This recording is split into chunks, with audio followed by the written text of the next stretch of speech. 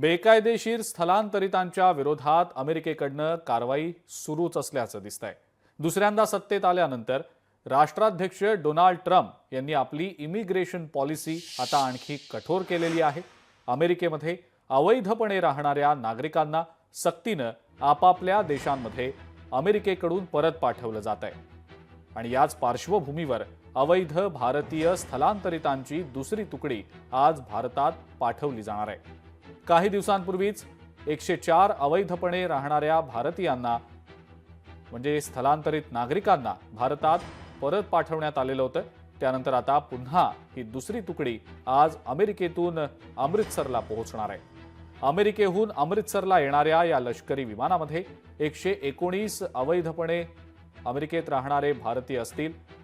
अमेरिकेतून हद्दपार करण्यात आलेल्या 119 बेकायदेशीर भारतीय स्थलांतरितांमध्ये कोणत्या राज्याचे नेमके किती नागरिक आहेत आपण ते पाहूया।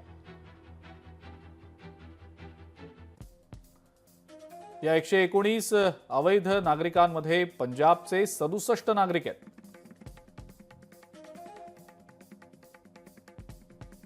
त्यानंतर गुजरातमधले 8 नागरिक आहेत।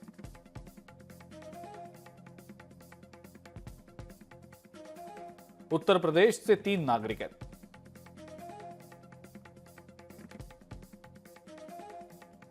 गोव्याचे 2 नागरिक आहेत। महाराष्ट्रातले सुद्धा 2 नागरिक आहेत।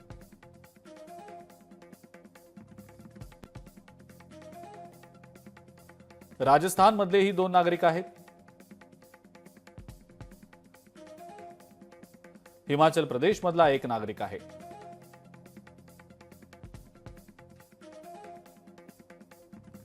जम्मू आणि काश्मीरमधला सुद्धा 1 नागरिक आहे।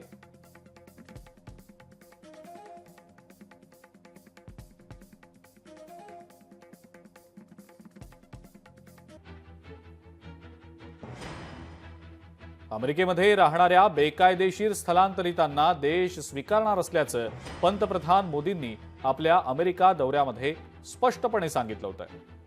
ही केवळ भारताचीच समस्या नाही, ही जागतिक समस्या असून जे लोक बेकायदेशीरपणे इतर देशांमध्ये राहतायत त्यांना तिथं राहण्याचा कायदेशीर अधिकार नाही असं सुद्धा पंतप्रधान मोदींनी निक्षून सांगितलं होतं।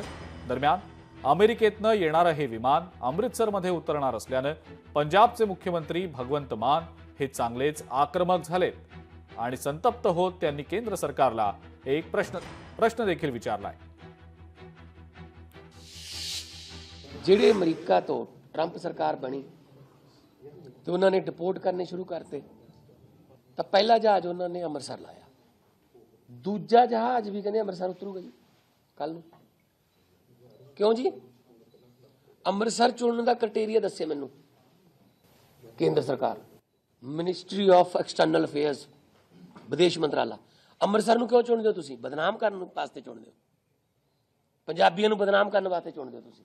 बई तुसीं नैशनल प्रॉब्लम है डिपोर्टेशन दी। लोकशाही मराठी ऐका, पहा, जागरूक रहा।